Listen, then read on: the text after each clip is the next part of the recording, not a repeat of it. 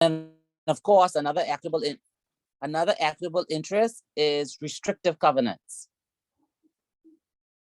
So that's an agreement on an undertaking, like I said before, where one person promises to restrict the use of the land for the benefit of another person's adjoining land. So when you have a piece of land has legal and equitable ownership. And that legal ownership gives you a legal title to the estate, and the equitable interest in land gives the right of benefit from the estate.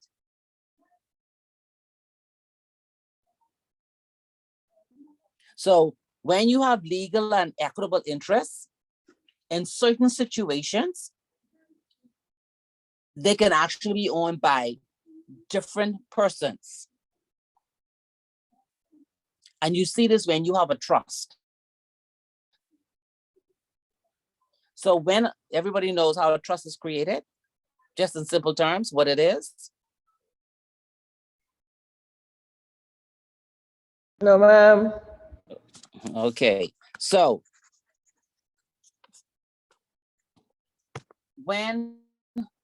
if you own a piece of land, now you know to create a trust, you have to be wealthy. So you're talking about more than one piece of land, but I just use one so you can understand. If you have a piece of land and you own that land in fee simple absolute in possession, which means there are no encumbrances on that land, you can have a legal arrangement whereby the legal interest in that land is transferred to a trustee to administer and to manage for the benefit of the beneficiaries. So the beneficiaries could be you, can include your wife or your husband, include your children, your brothers, and your sisters. Those interests are separate.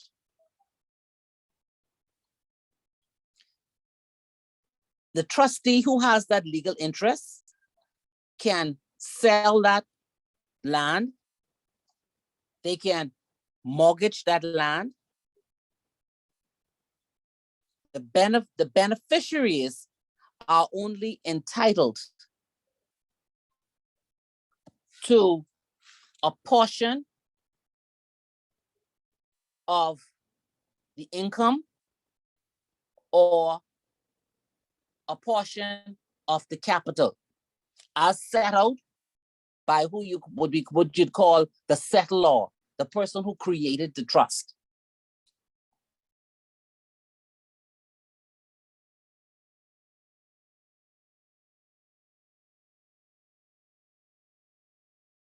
So that's that ownership in a trust arrangement.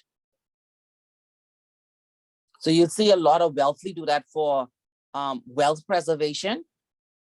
They would take all of their assets, and that could be personal property and real property, and they put it within a trust. And they say, this is for the benefit of myself, my wife, my children, and my children's children going on, whatever number of years. And that trustee then takes that legal title to all of that property. And the beneficiaries wait to receive income based on the administration of those assets. So whenever you talk about property, you know that sometimes a piece of property can be owned by more than one person. And so they say property can be owned by joint tenancy or tenants in common. So joint tenancy means that it's two or more persons. You can't have more than 4 persons in a joint tenancy. So there's two or more persons, and they actually own the whole interest in the land. There's nothing separate and distinct in their shares. So no one actually has exclusive possession. But the key thing about joint tenancy is what we call the right of survivorship, which means that once one of the persons dies, the others own the whole property.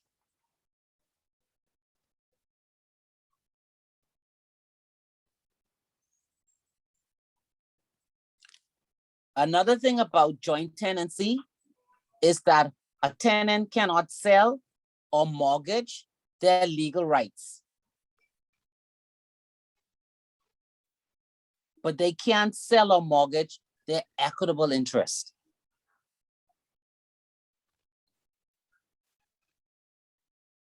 And the reason for that is that each one of them own the whole interest. It's the whole thing.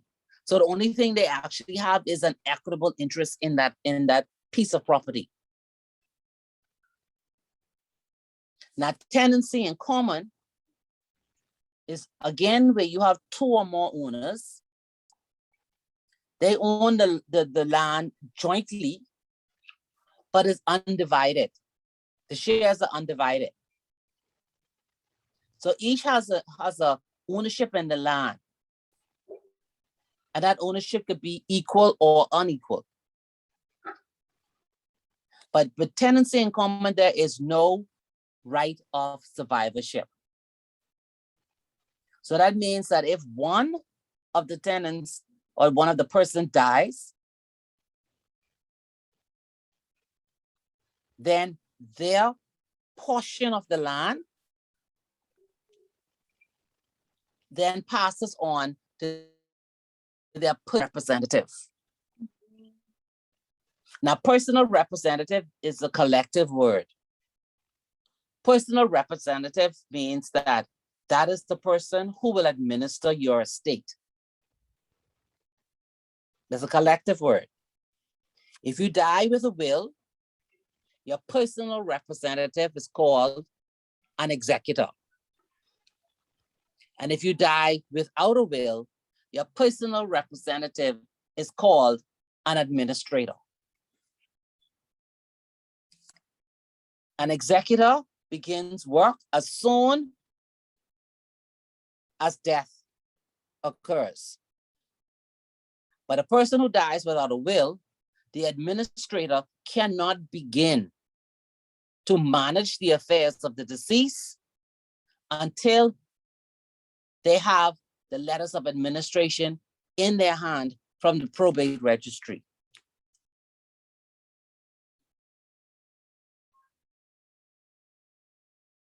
So once one of the person dies, the personal representative then seeks to have it transferred by way either via the will or under the rules of intestacy. So at the beginning, I told you, no one owns land. You have a right over land. And that right over land means that you have an interest in land. And there are different types of interests that you can have in land.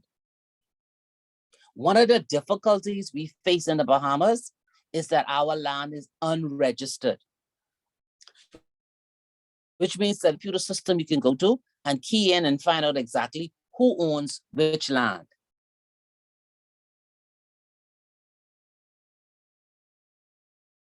So unregistered system of land ownership is where the freehold title to land is denoted by possession of title deeds.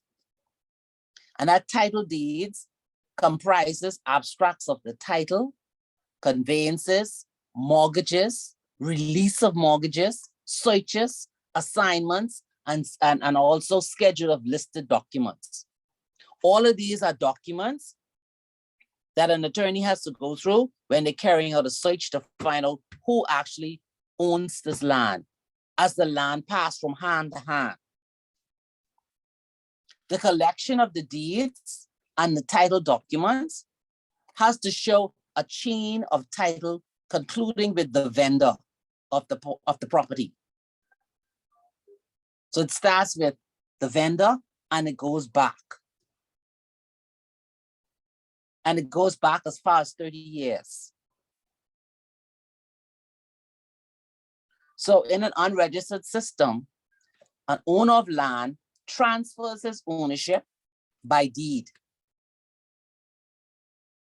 which is a written transfer of the land and is usually by a sale of the land, even though it can be a gift. The purchaser or a mortgagee investigates the seller's title and any other matters that affects the land or its value before purchasing or lending. So the title to unregistered land is not only shown by possession of title deeds, but also by the seller demonstrating to the purchaser that he has title, showing he has a what they call a good root title. And the root title is 30 years. Unless, of course, it was granted under the Quieting Titles Act, which can be a lesser time. So you normally go back to 30 years or to quieting. So let's say if the property was quieted in the last 4 years, you stop right there at the 4 year. If it was passing from hand to hand, from purchaser to purchaser to purchaser, you go back 30 years. So a transfer of title and land in the Bahamas is completed in a two-stage transaction. The first one is the agreement for sale, and the second one is the conveyance. So the agreement for sale, it binds the vendor and the purchaser to complete a transfer under specified terms and conditions.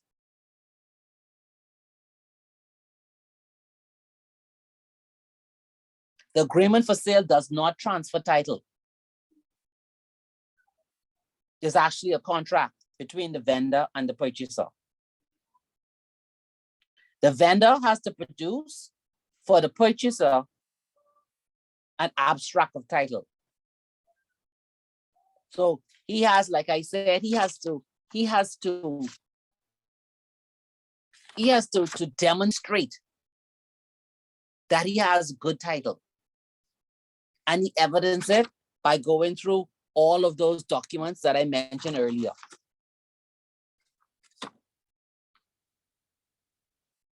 And of course, the root title is the conveyance or the mortgage, or it can be an assent. And an assent means that is when the legal interest in a property is transferred from the personal representative of a deceased person to whomever they left, whoever they devolved the property to under death, or who got it under the rules of intestacy. And the second step is conveyance. And the conveyance is where the title is transferred.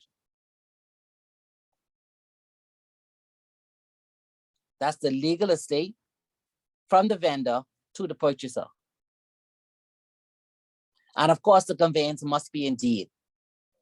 And in deed means that it is always in deed because of fraud. Any questions?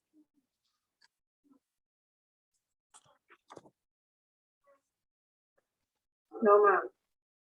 No, ma'am. This is one. Okay, so looking at what you do every day, do you have any questions?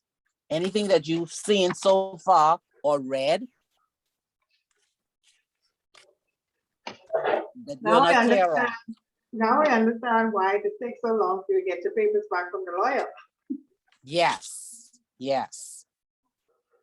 Yeah, Now you because see why.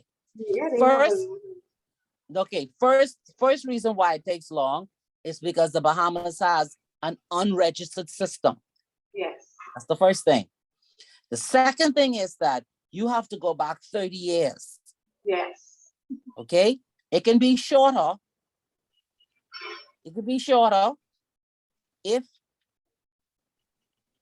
you actually had a quieting title or crown land. But if you have none of those, when they do the research on that property, they're going to look at all of these documents. They're going to look at conveyances. They're going to have to be looking at mortgages. They have to follow the paper trail for the history of the property. If there are mortgages, they're looking for release of mortgages. They're going to do any searches, see if there's any liens on the property itself. They're going to look to see if there's any assignment of that asset. All of these things they're going to look for, and it takes time, because nothing is worse than having an agreement for sale and you've actually paid the monies for the property, and then you find out you don't have a good root title. yes. Mhm. And that's why you see is a lot of areas, I guess, you hear a lot of horror stories where people would have, I guess, had an agreement for sale, paid for the property, built on the property, got a mortgage on the property, and come to find out the person who sold it to them didn't actually own it. Yes. Mhm. Or you could have where a person had an agreement for sale, paid for the property, got a mortgage on the property, and the contractor built on the wrong property. That happens too.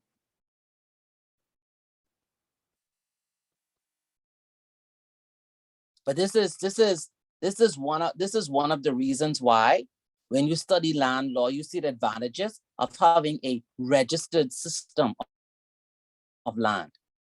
But if you look at the flip side, if we were to have a registered system, who would lose? Attorneys. Okay, then. Okay.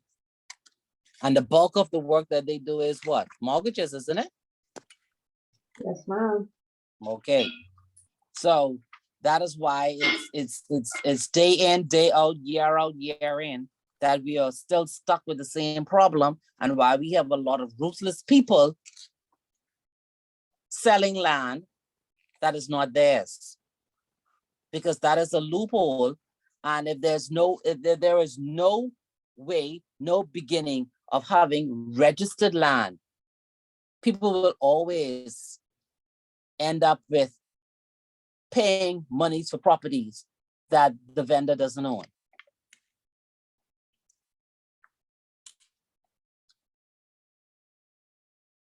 So now you see when someone has a piece of property and they come to the bank to mortgage it.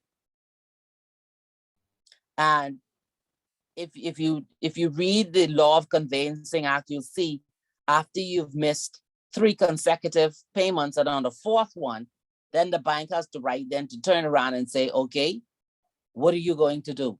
Because the law then kicks in. That it's time now for the bank to take some action.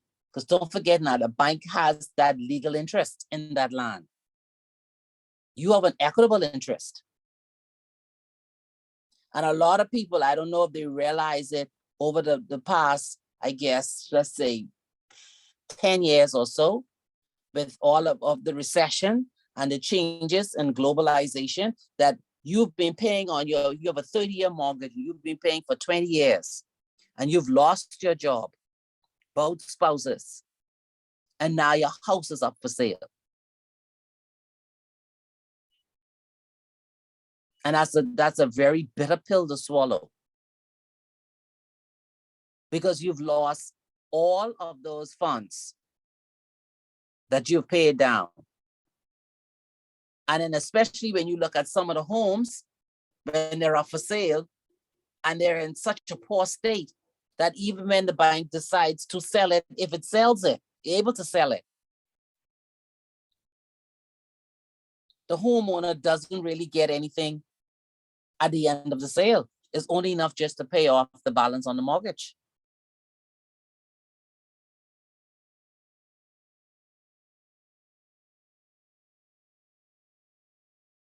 And then you have other persons who, I guess they have this, they think that wealth is amassing land, buying as much as you can.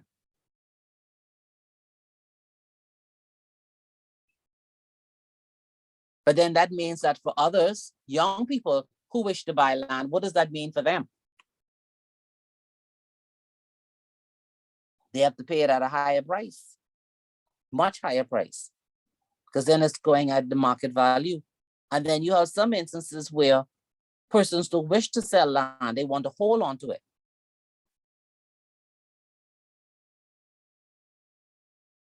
But if you keep the concept in mind that you don't really own that piece of land, you just own the rights to that land. It gives one a better concept of why land should keep changing hands, because you don't really own it. You just have rights over it.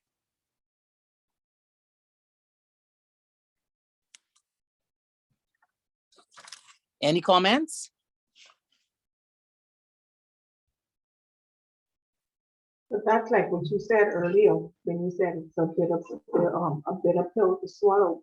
You've been paying for this property for 20, 30 years, and at the end of the day, you have rights to it, you don't have ownership to it.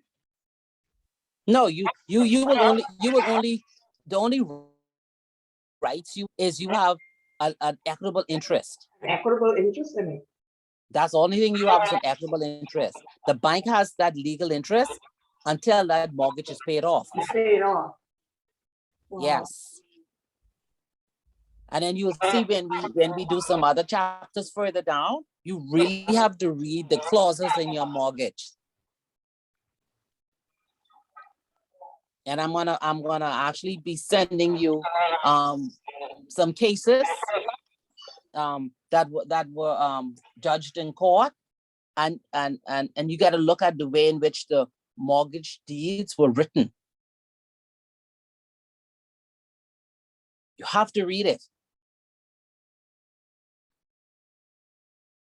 You really have to read it.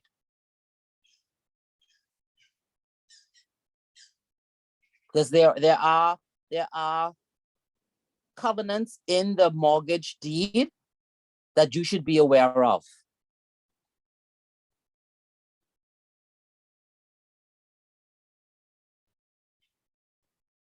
So if you have a mortgage and you're paying down that mortgage, and this is what I always tell students, I know you have to, once you're working in credit, I know if someone has a mortgage, and let's say the value of the house is $350, they got a mortgage for $200, and they now want to send their children off to school, and they need $50,000. You know, personally, if it was you would not do it. But the law says you cannot clog them. So if they qualify for it, you have to give them the loan. Even though you know personally it's not in their best interest. Because one, it could be extending the loan closer to their retirement age. And there's no employer now, especially in private enterprises, who commit to saying, I will keep you until you're 65 or 70. So that person comes and they may actually either use their equity and then more or less start paying the mortgage all over again. Or they can actually say, I borrowed 200, now I need to borrow 250. Because they've been borrowing all along.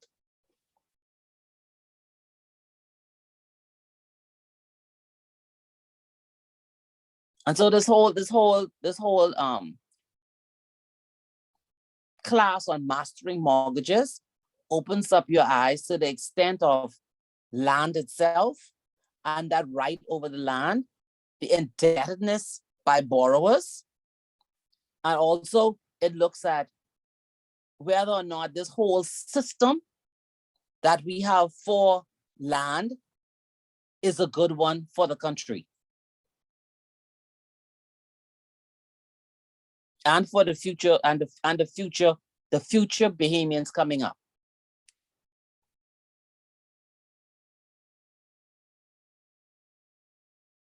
Because if you wanted to know today if there's any land available in a certain area, how would you go about it? Where do you go?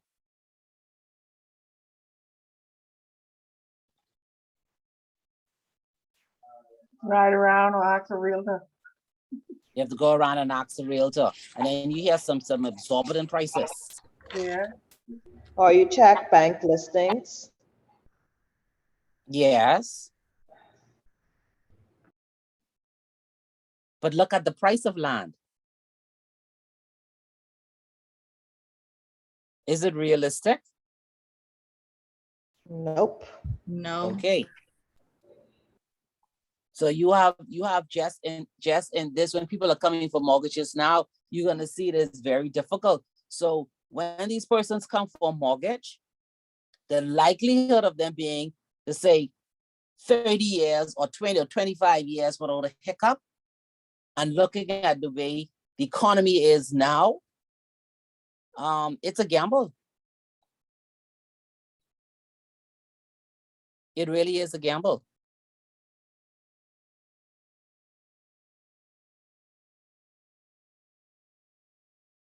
Because you're giving up your legal interest in that land to the bank. And that's why you see a lot of people opt to build out of their pockets. Some never finish.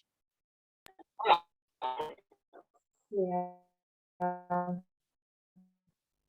But a lot That's a prefer hard to do one. that because it really doesn't make any sense at the end of the day.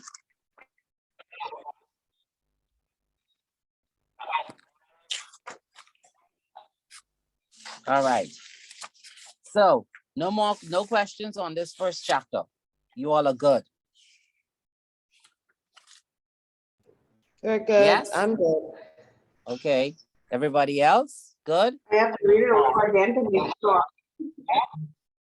Okay, so for next class, which is Wednesday, I'm gonna see if I can get a case that we could discuss.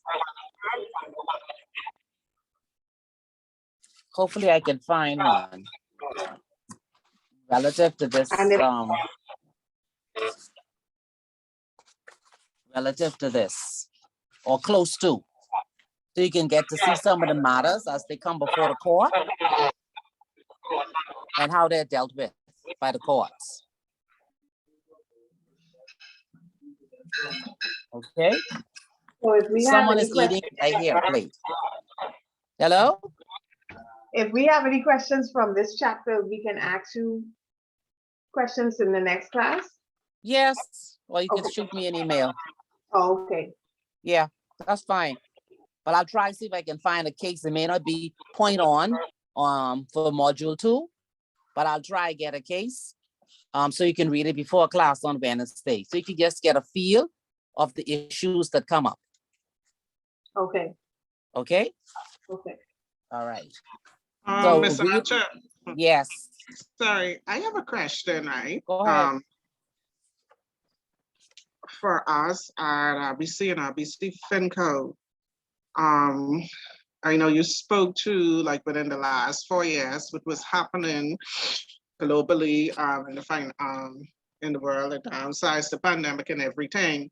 We Mhm. put on a program, right, where if the person fell delinquent, we would have them rewrite the mortgage And also we did like a waiver for 6 months and that they would pay interest only. Bearing in mind that you pay an interest only, that when you start again, you will be paying principal and interest, and it will take you a longer term. I want to know if that legally, if that is something that a financial institution can do. Well, tell me what you did again, step by step. All right. Say, I'll use the pandemic. When the pandemic Okay. happened, a lot of business was closed in the Bahamas, mainly the hotels, person who work at the airport. So we roll out a program where the payment was waiver. First, we did it for 3 months. Automatically, we did it for everyone who had a mortgage without calling them and asking whether or not if this is something they wanted to do. Some person, and then after that, some person was still not back on the job. We did it for a further 3 months. So that's 6 months waiver you had. All this For time, everybody? majority, mainly the person who work in the hotel and the tourism hotel. industry. Yeah. Okay, Interest was still occurring daily on these clients' account, wherein we did not explain to them that in some of them in their mind, they just looking at, oh, I don't have to make a payment for 6 months, so they were happy about this. Now, when they get on the job, the payment starts, they will be paying interest only for a good while. So that's gonna extend the term on the mortgage. Say, for instance, if they had like 15 years, it's now going to go beyond 15 years because interest would only be affected for a period of time, I would say probably for the year. And I want to know if legally, if that's something that a bank should have done or can do. okay, so you have to look at this from two folds. One is from credit quality and credit policies from the central bank supervisory side of it. Okay, so this plan, doing this whole arrangement, had to have been discussed with the regulator, right? And it had to be in a policy that was approved by your parent and by your board. Okay. In actually putting this whole plan together, or this, whatever you want to call this arrangement, your legal team, whether it's in-house counsel or external, should have looked at the impact of the same extension and this waiver of the interest rate versus the conditions that are in the mortgage deed. You understand what I mean? Yes, ma'am. Yeah, I understand. Right. So that, yeah. And what Right. about you saying that? With that being said, I'm trying to figure out if we probably should have gotten a deed of variation for these clients. Exactly. And the thing about it is, because these persons are all just so worried and don't want to lose their home, no one is taking a step back to say, okay, let me look at my mortgage deed and let me see if what the bank did is in compliance with my contract. Because if there is no provision in the contract for the bank to do this, which means extending my period, even though the bank will say on one side, I'm trying to help you keep your house. On the opposite side, you've extended this and you've extended reading it to me. So you put me in more debt, because if I had known, maybe I would have tried to make those payments.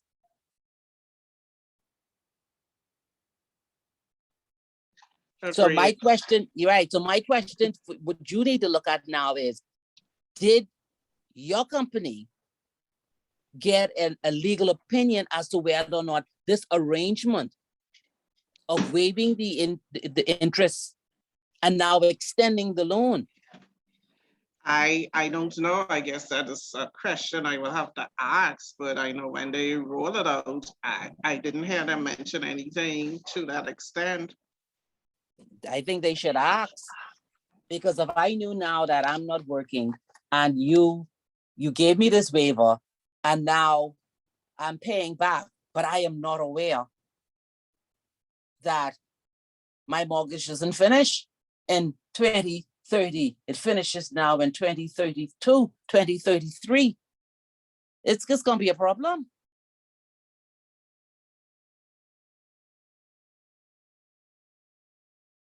It's going to be a problem. Yeah. And then like that, in some case scenario, I mean, I know with our system that, you know, the system automatically recalculate payments like every quarter. So there, for some person payments automatically went up and that caused like delinquency. As I'm telling you now. So Yeah, all it takes so- is for a legal, right, a matter to go before the court. And Uh-huh. I'm gonna tell you right now, when you go before the court, you'll see when I give you different cases. You'll see when you go before the court will construe whatever document is written against the bank. That's how the court works. Because you are a financial institution with more resources than your borrower. And you always have to look at both sides. You cannot be in arrangement with me and you're not telling me that the repercussions of what you did is this. See, there's nothing wrong with you extending the loan, you know, but did you make them aware that these are the consequences? And Yes. you have to make it clear. Mhm. No, I know the first time we didn't. When we 3 months, then we were calling persons and, you know, asking them if they need a further and explaining to them what the possibility would be, what is going to happen. And now the persons are begin to one-on-one find something to do, either personally or trying to get jobs. Now I see all these other sandals and all of those. That you need to sit down with these people because you're going to have a problem. They're going to sue the bank. I'm thinking that now I know that couple, sometimes we call where we rewrite to loan. So it can be paid off in the same time frame. That makes sense. Mhm. But when you go and extending it, no. So But that means that, no. I no. mean, I know it was only like case scenario where like persons who probably like, you know, they had a little knowledge of this and they start bringing some heat to us. So then we had to, you know, do this, that, look at ways to try and rectify this. Exactly.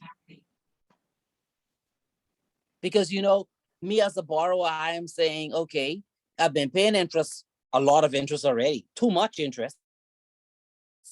And for 3 months or 6 months, you're trying to tell me that the bank could not absorb some kind of loss? This is a global pandemic. This was not me getting fired or me walking off my job or me being the only person who was let go with 5 other people. This is global.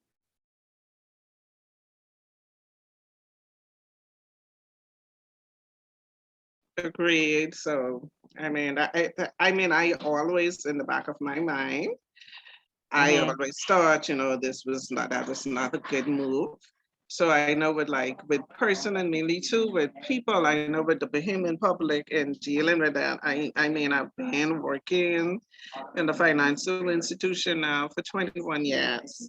And I've always worked in loans, consumer loan mortgages. Like I know with people, they only want to hear that I get an approval and they just come sign. So I would say to them, no, don't just sign. Let's go through this commitment letter, line by line, so you can have an understanding what it is that you're signing. And that if you have any question, you know, ask, and still you have it where persons, all they want to do is sign.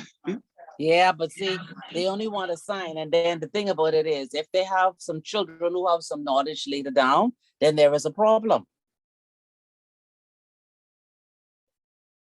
Because then So- they want to take the bank to court.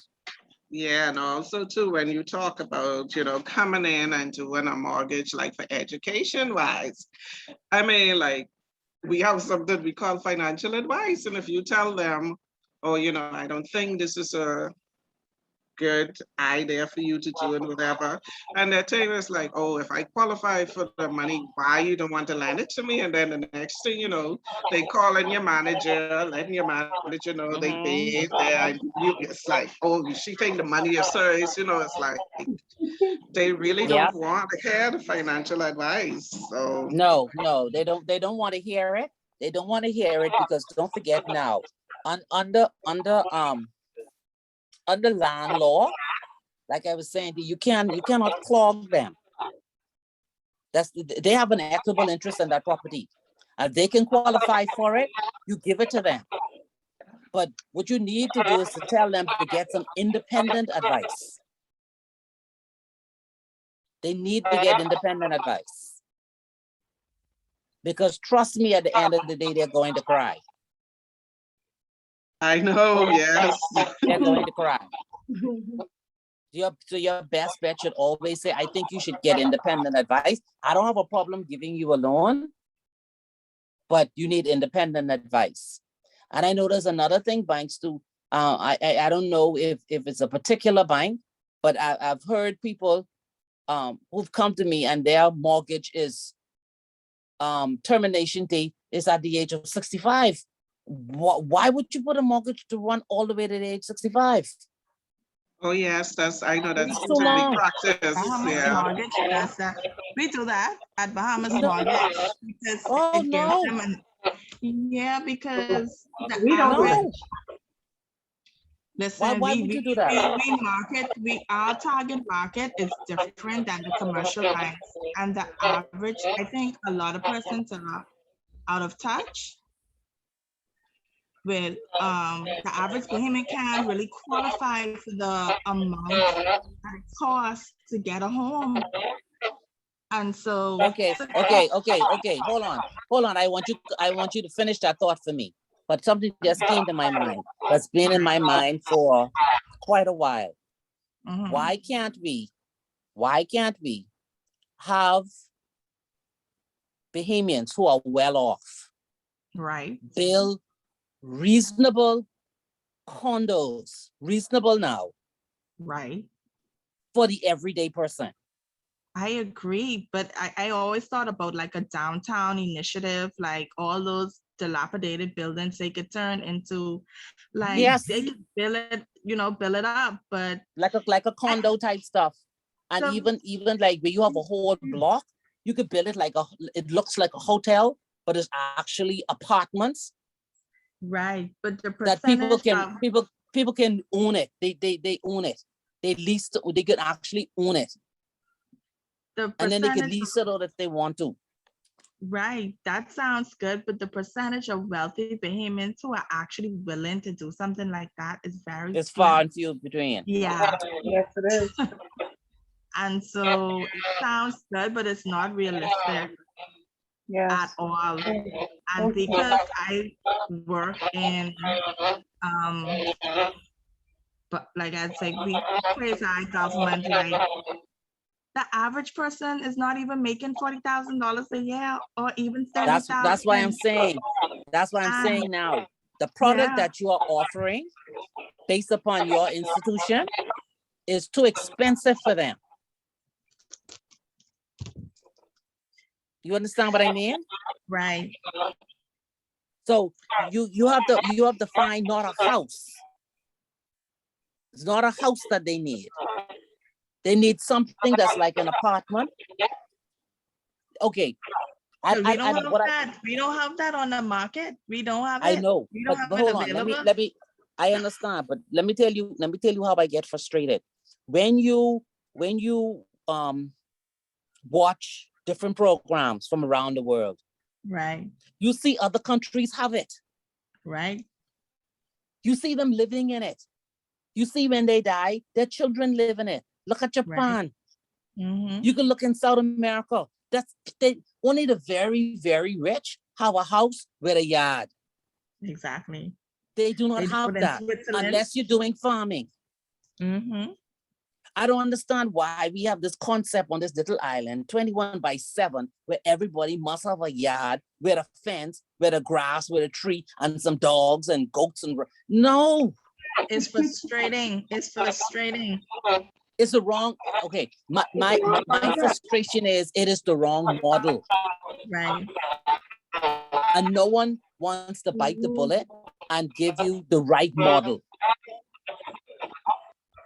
Because it's Because greed. because these people, you taking these people to their grave in debt. Yes, it's greed. And the Bahamians that can afford to do it, they're the ones to make who are actually hurting the Bahamian people more. I'll use an example of our home. To me, that's a death sentence. How much is a home for Marwa? You could pay like up to like 165, 195, depending on the model, up to 230 for one of those little bread boxes. You can't be joking. No, yeah. Seriously. Oh, no, Yeah, that's too much money. 230, because I've seen Yeah. something recently for 230. For Yeah. what? For The those little bread One of them. boxes? A bread box, one of the smallest ones. No. Yeah. No. Yes, ma'am. Now you see the whole problem. Mhm.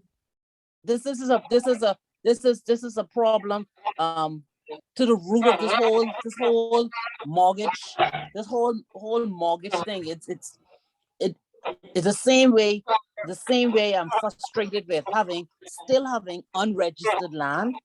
I am also frustrated with the way in which these persons are actually selling homes that people cannot afford. Cannot afford. When you And do so your they want to go, research, they want to go to the bank to get a mortgage because their friend get a mortgage Yes, right? yes. and they want this, and they don't want this through the corner, they want this on the main road. So they don't want the one for 165, they want the one for 230 And can't afford it. and cannot Or want afford to it. have.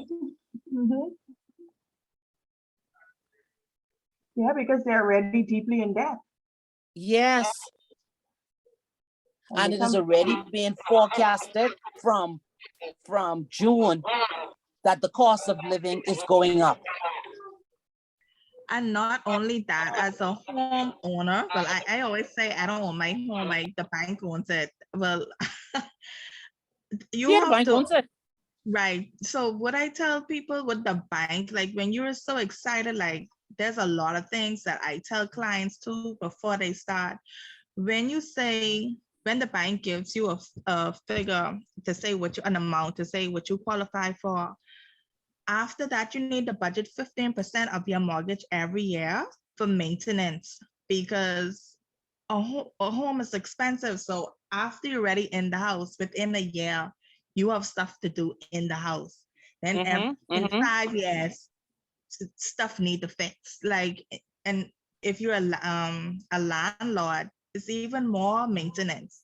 So you need to budget. You need to be prepared to have 15% of your home cost budgeted. And if you cannot afford that, I feel like you just need to rent.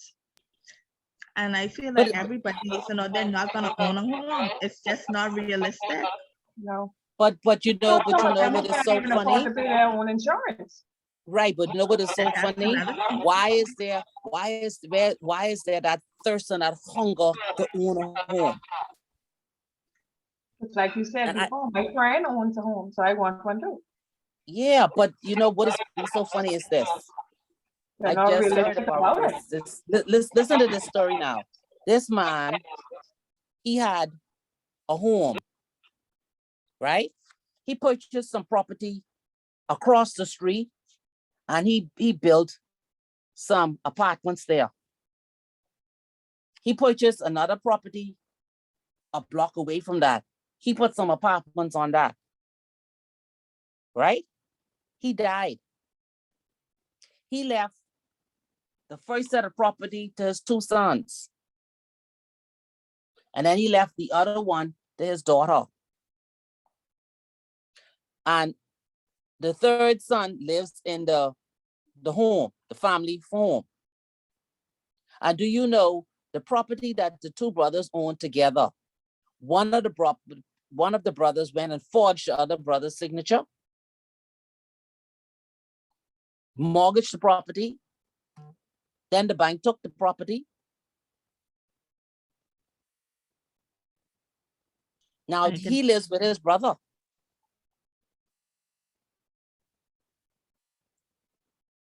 And then you have other instances where parents die, leave the property to the children. The children can't decide whether to keep it or to sell it.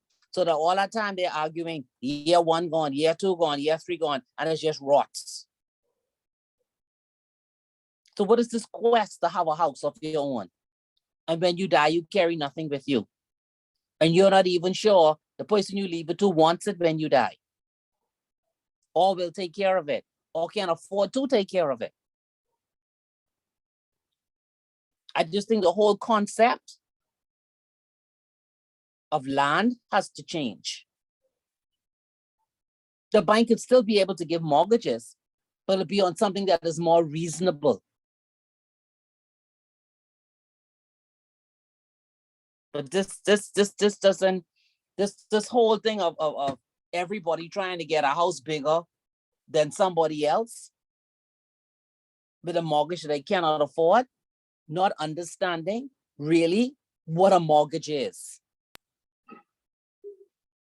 So true.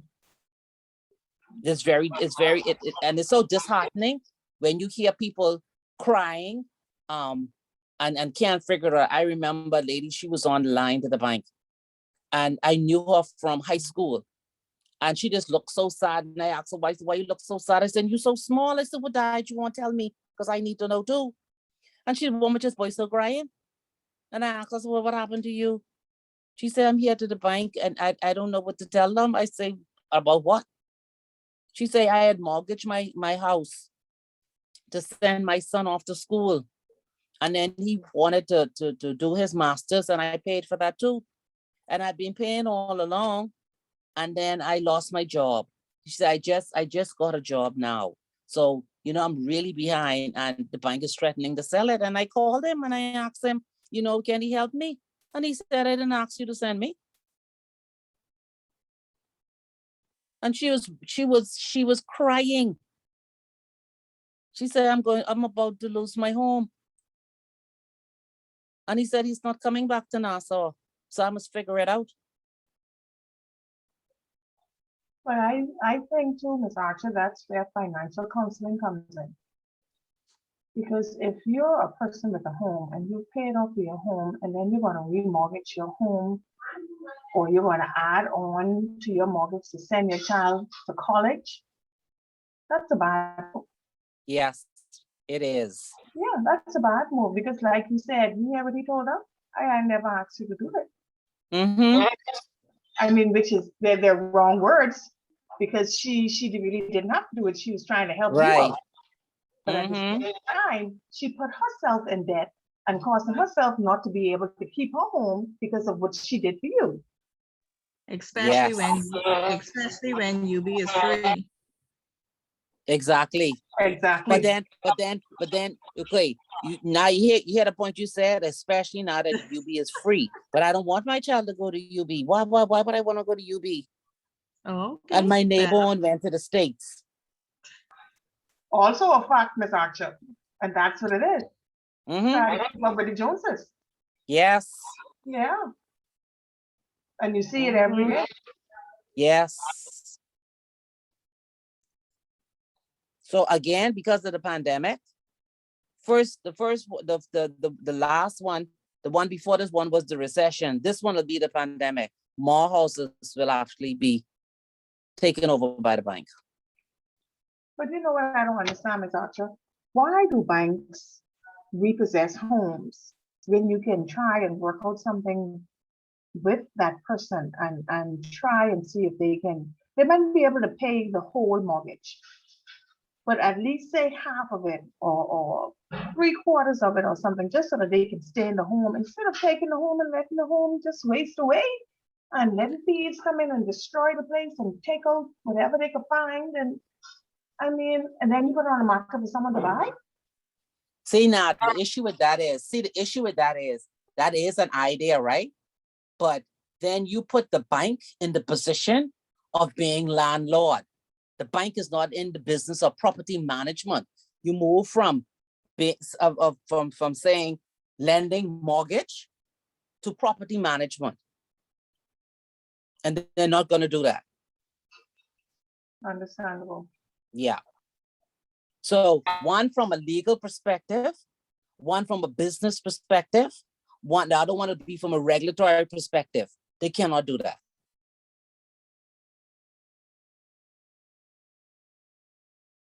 And again, that's what I'm saying. People don't understand the extent when they get a mortgage, what that means.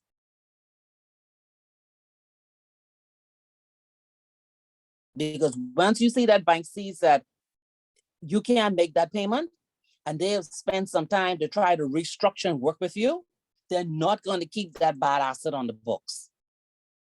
The bank is in the business of making money. So And true.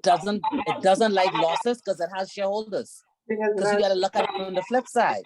The bank has shareholders and the shareholders are looking for dividends. yeah, They don't want to know they have a bunch of assets on the books and they're not making any money. yes. So they're not going to keep that loss on the book for a long time. Whether it's a pandemic, whether it's a global recession, makes no difference. They will saddle that package of those mortgages and they will sell it. Just take it off the books This is the and bottom start line. again. Yes. So it's a lot of education we have to give when people come in for a mortgage and just a general populace. But you can see it's more than just mortgage. It's a cultural thing. On this little small island, it's a cultural thing. So you have land prices that are too high. You have realtors who selling and building homes that are just too expensive outside the market for the ordinary man. You have people who culturally believe that they must have a home. You have wealthy Bahamians who are not reinvesting in their own country and trying to find or build affordable homes that make sense for Bahamian people. And then, of course, we have banks here. And these commercial banks are in the business of making money. They've been doing so from the time they came here. And Bahamians have to understand, if you get a mortgage, once you get a mortgage, you just have a right over that land until you pay it off. And I don't believe no mortgage should go further, to me, by the time you hit 55. Because after that, you have to be preparing for retirement. And that's why a lot of Bahamians, you see when they retire, they're standing outside the bank and they're begging for money. They haven't prepared for retirement. They're broke.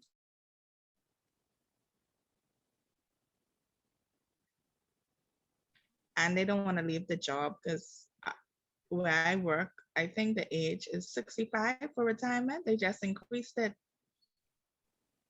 to 65. And they'll borrow until they're 65. Yeah, because Yeah. the bank will limit until they're 65. But if you You even have banks that just hold persons' pensions and stuff. yeah, I know that. Does that really make any sense? But why would you even want a bank to even hold your pension, Ms. Archer? That's your livelihood after you have retired. That's supposed Exactly. to be what you hold. Yeah, but And even a that's what bank I'm should saying even now. look into that. Because people don't look. Let me tell you, they'll take their pension, right? The bank is holding their pension. Then they drop dead. They have no insurance. No insurance. No life insurance. No burial insurance. or not even say they die, because you don't want to wish death on people. They don't have any medical insurance. So it's all of these things. When you start to hit 50, you have to prepare for retirement. And a pension is not sufficient. Or And national if- insurance. But I wouldn't even add national insurance. So I don't understand. And so they're still paying mortgage right up until the last day when they have the farewell party. I don't understand. So you all have your work cut out. Especially at mortgage co-op, because I don't see if you make 40, how you supposed to pay for mortgage. How's that possible? What do? Extend it to what? 120 years? Because if I look at the cost of life, water, cable, food, school fees, medical insurance, dental insurance, please tell me how is that possible? Called being house poor, and then you take the remainder of your salary and carry it over to to Fidelity Bank and get a consumer loan. What? Yes. I see it every day. You get the mortgage and then you get a consumer loan? Or before you get a mortgage, you get, before you even get a mortgage, you have persons, especially civil servants, who have like high consumer loans. I'm talking about $70,000, $80,000, and you ask them, is this Whoa. a property? Yes, No. Ms. Hanna. Yes, Ms. Hanna, I agree with you 100%. Yes, and it's Yes. like, okay, well, I can't help you. Your whole salary is in Yes. debt to Fidelity Yes. or Commonwealth Bank.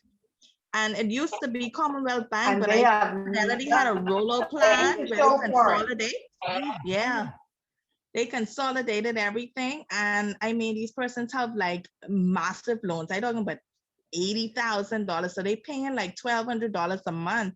You only making 2,000 some a month. Times you then play that and Easy Terms car loan and Fidelity What Bank. is this? And yes, you have nothing. It's yeah. Oh, no. Let me ask you, have the banks thought about having financial seminars at actual government institutions? I don't Rather I than don't doing it the opposite way around, they're saying, like how they normally would say, we have an open house and you can just come in. Go to them. I know Fidelity does it. That's why they're able to catch the police recruits and the defense force early, right after graduation. They lock them down. Yeah. So before, when it's time now to get a loan, it's like, we really can't help you, and you're only making like 27,000 a year. Like, it's a lot. I think before they get loans, they need to learn to invest. Yes, I agree. Investment is invest first. And then you get loan based upon after you've invested, whether you're starting a business or you're going to build apartments or something like that. No. This is a bad cycle. It's a bad cycle. It's not going to work. Be prepared for it to crumble again. It's not going to work. Listen, you have civil servants now who only get a paycheck home. I know they keep saying that. And I always, when I go to Yeah. these places, these businesses, and they say, oh, you're a civil servant, you could just get a credit. I said, but they don't have any money. So how come people who have money can't just get something and walk out? But you'll give it to someone who's penniless? I say, logically makes no sense to me. Yes, they will. And that's why their debt so bad. Because Yeah. even though they owe Commonwealth Bank 60,000, they have nothing to show for it, and they can go in there and get another 20,000, like nothing. Well, I'm not in government, but if I was, the civil servant would have been reduced. So see what they do then. It's too high. It's too many people. That this is not making any sense to me. I agree. None. None whatsoever. So you see, even if you are in this, who was said that they hope to go into this department? Who it was? One of you said that. I Studying said to that. go in there. Yeah, but you gotta be very careful. Because I don't see a long-term future in this. You know where you can use this mortgage, but I know you're working in retail banks. If you work in the corporate side, if you do mortgages for corporate clients, or you're gonna do mortgages for high wealthy clients. But the actual mental headache that's gonna come from watching these people day in and day out, and it's gonna wear on you. Yeah, it's wearing now, Ms. Archer, because you're telling them that they can't qualify and they don't believe you. Mm-hmm. They don't Yeah. believe you. Yeah, you have to literally break it down to a science for them to literally let them know that you cannot qualify for a mortgage. Yeah. They And then the are, thing is that you can't offer them an alternative. there's none. There's none, exactly. The husband is tapped out, the wife is tapped out. There's Mhm. none.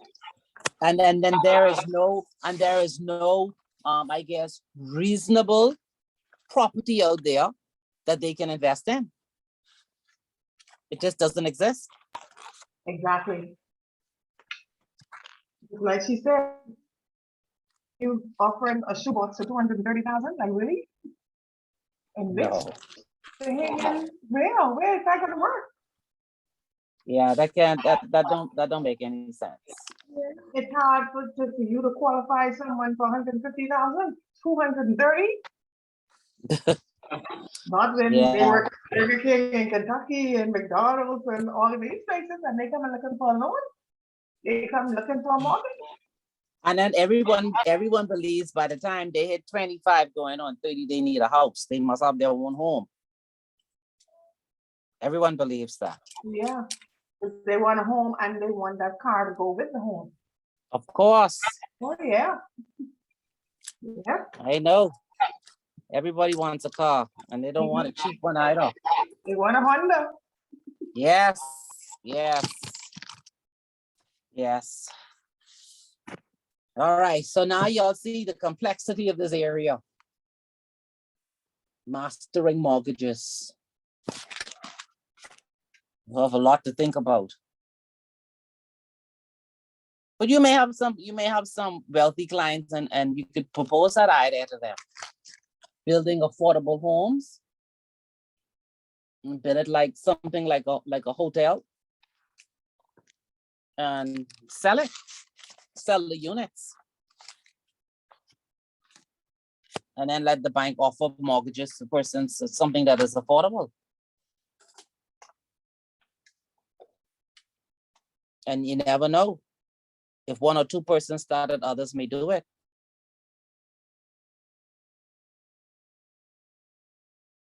And by doing that, you get a lot of these houses are actually sitting in the road, off the road. Because I don't know where town planning is. And I think town planning is effective. Of course not. Of course not. Of course not. I saw some buildings being renovated in Palmdale, and the owners renovated it. Number one, they renovated it to the same depth it was before. So when it rains, the water will be going through the door. And then they did sidewalks, and the sidewalks covered the government sidewalks. You know, you have to be certain feet from the road, but they did cement all of that down.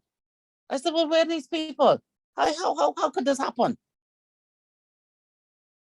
So when the government went to put the sidewalk, they had to dig up everything that they cemented down to the road, and the building, when it rained, it's going to be flooded. And then I see, if you look on East Street, if you start from East Street North and you're traveling south, before you even get to Wolf Road. Those buildings are in the road. So when those persons pass, and a lot of them have passed because those buildings are being empty for almost 30, 40 years, why are those buildings still sitting in the road? Is actually, you think they were built before the subdivision approval came into effect? Yes. They were. Those buildings were there from when we had dirt roads. Because all they Okay, did was so- just pave the dirt roads. But come on now. Remember now what I said. We only have rights to land.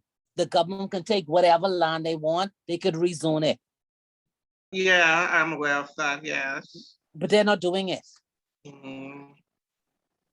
It's not being done. We still riding on roads as if it was in horse and buggy. Only one car could pass. Come on now. And that's why you see certain people don't live in certain areas because they're not improving the areas. 4 broke down houses through the corner. Some people have some shack in the bush. They just leave it. Instead of finding ways to bring the areas up to the standard and rezoning it. Not happening.